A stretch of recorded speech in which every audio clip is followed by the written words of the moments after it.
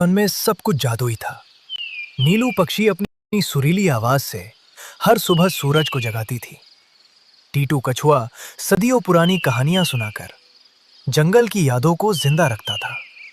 और उसी जंगल में रहती थी लूना, एक तेज, चतुर और जिज्ञासु लोमड़ी, जिसकी आंखें हर समय कुछ नया ढूंढती रहती थीं। जंगल के बीचों बीच सच का पत्थर चमकता था, जिसकी रोशनी सबको सही रास्ता दिखाती थी।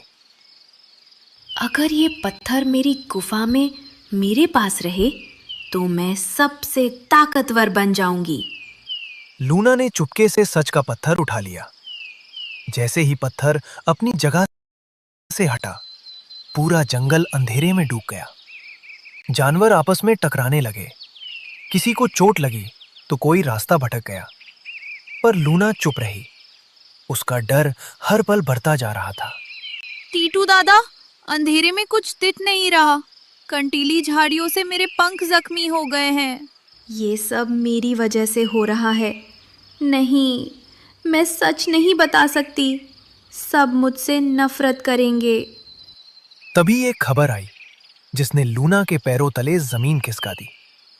उसका छोटा भाई चीकू, जो खेलने निकला था, इस अंधेरे में कहीं खो गया।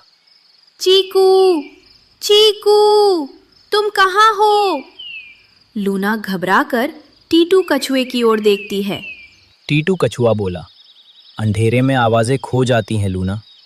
इस जंगल की आत्मा सच का पत्थर था लूना। जब से वह यहाँ से गायब हुआ है, तब से ये जंगल उजाला भूल गया है और कब्र जैसा बन गया है।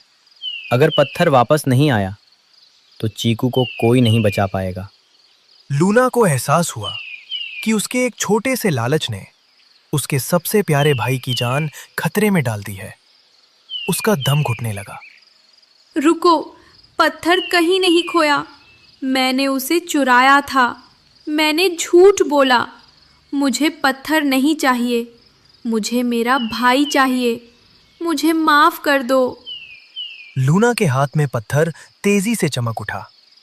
पूरा जंगल सुनहरी रोशनी से नहा गया। दीदी, मैं यहाँ हूँ।